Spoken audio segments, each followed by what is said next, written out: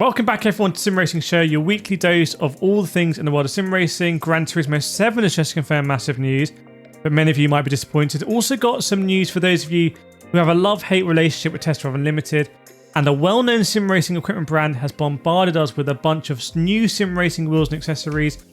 iRacing has prepared some big surprises for this week. There's Fanatec news, esports news, and many other sim racing games, updates, and new tracks. But before that, I just want to say a big thanks to GT Mega. You can see behind me a new bucket seat. GT Mega has sponsored this video. Big thanks.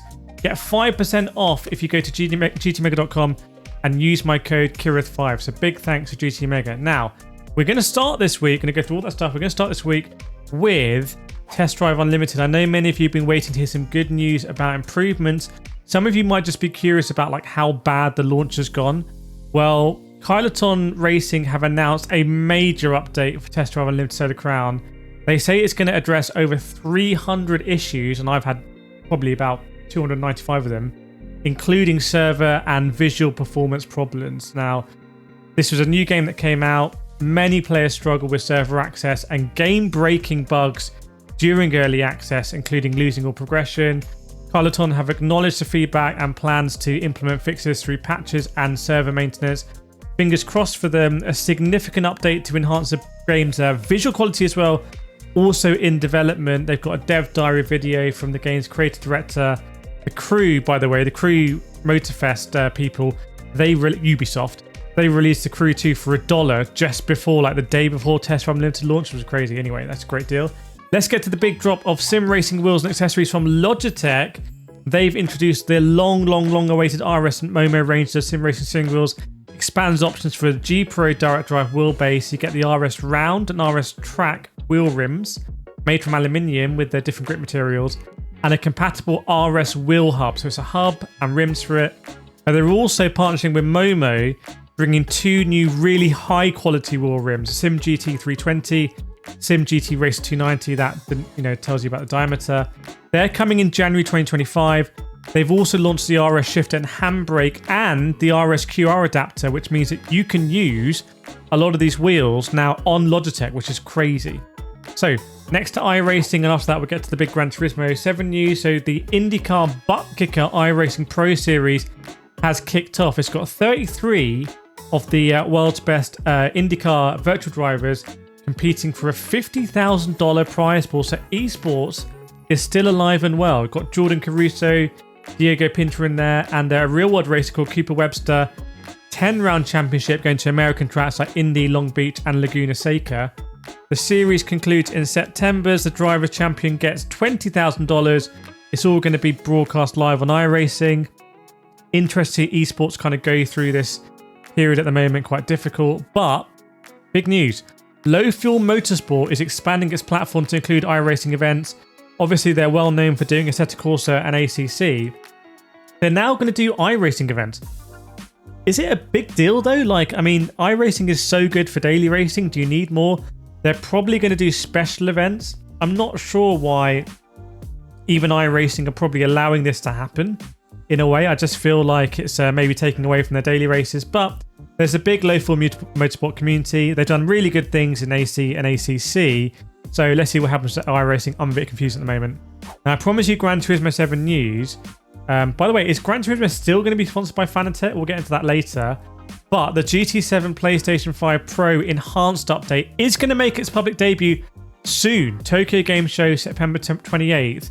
So the update, which itself is going to launch on November 2nd, includes that real-time ray tracing, 8K support, better visuals. It's using the AI upscaling PlayStation Spectral Super Resolution to get that visual fidelity. So there is going to be a demo at Tokyo Game Show. I'm going to be reporting on that. So make sure you're subscribed, by the way, if you want to see it. Also, still trying to get to 100k subscribers for the end of September. It could happen. Official release date for that build, October 24th as well, I believe, for the PS5 Pro, isn't it? Now, EA Sports WRC, bit of a car crash of a game. So not getting a new version this year, but it is getting the new update. 5 new cars, 2 new countries coming. Although I've seen a lot of reaction, people saying it's not actually 5 new cars. It's 4 new skins and 1 new car. But we've got the Toyota Yaris Rally 2, Ford Fiesta Rally 3 Evo coming alongside Latvia, Poland, which is going to be the locations and car content pack released on 8th of October. Automobilista 2. I know so many of you watching love AMS2, always in the comments like, what about AMS2 news? Here you go. AMS2 news. So Rise have been at it again, working really hard to improve AMS2's realism. They've been releasing teasers, and the next one coming is 1.6 sim weather simulation. So they've got wet lines playing a bigger part in World Tour racing, reminds me of Tempest and iRacing. But it's also going to include in AMS2 vortices from the wearing of aero-dependent cars. So it should be pretty exciting to see those vortices. They're going to increase the grid size as well. Also bringing the Lamborghini LMDH and GT3 cars as well. And they've got a developer blog with more stuff coming. The development studio there in Brazil. Really exciting for AMS2. BMG Drive with some news as well. V0.33 has dropped. Still not version 1 yet. Been a long time coming, this one though. And it's quite an exciting one for the BMG community. It's all coming for free. Le Mans Ultimate, take note. They've got a new in-game truck called the Gavril MD series, coming with more, I think, chassis and drivetrain options as well. New missions, further tweaks to the West Coast USA maps have been added with a road architect tool that should make it easier to create new maps in the world editor. Now I want to turn tap to the British F4 Esports third season. I think I mentioned it before on the program here. It's got esports teams this time from the world of F1 joining the grid.